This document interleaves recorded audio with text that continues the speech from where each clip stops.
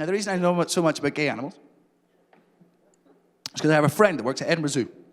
And she invited me along to feed the penguins. And I got in there, and she was giving me the tour. She was like, this is where they eat, and this is where they sleep, and this is where they swim, and these are our 2 gay penguins. And I went, what?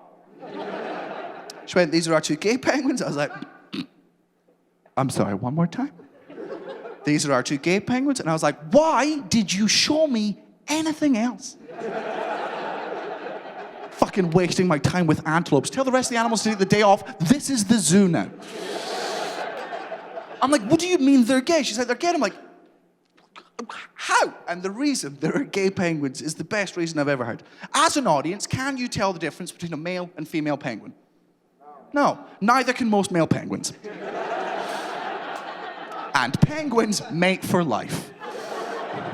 So what happens is, one penguin will be walking along, just minding his own business, and he'll drop his keys, or I don't fucking know, but he'll bend over to pick him up. And then another penguin who's not been paying attention will turn around and be like, damn. Blam! And then he'll go back and he'll low-five all of his penguin friends because penguins can't high-five.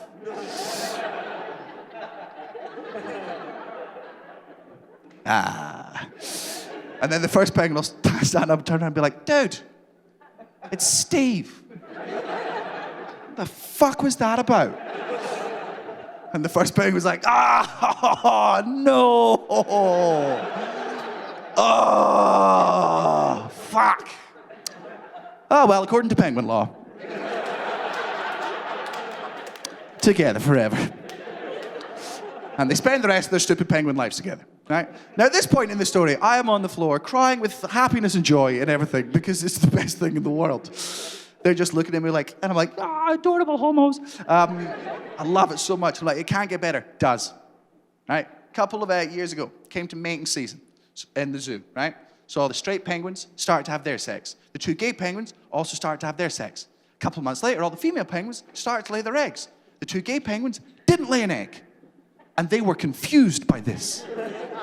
Because they'd been doing what everyone else had been doing, let's be honest, probably more. And they didn't have the results to show for it. And in their confusion, they wandered around their enclosure until they found a rock that was slightly egg-shaped.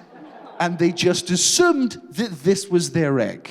That's how the system worked. So they put it on their feet, they waddled it back to the nest, they then spent the next couple of weeks, every hour of every day, taking it in turns, sitting on this rock, waiting for it to hatch, right? Which is obviously adorable, but only because they're penguins. If your friend turned up to your house with a boulder in a stroller, you wouldn't be like, oh, you'd be like, get the fuck off my lawn, Karen. You absolute psychopath. I don't care if you've named it. You got it from my yard. Put it back. Yeah, she's back. Yeah, Kevin, apparently. And the zookeepers were heartbroken, right? Because zookeepers aren't stupid, and they knew that this was not an egg. So they devised a plan. Fortunately, sometimes in captivity, some female penguins become a little bit promiscuous. Now, don't want to slut-shame penguins, but some of them love penguin dick. Oh, they love it. Oh, they can't get enough of the good. Sorry.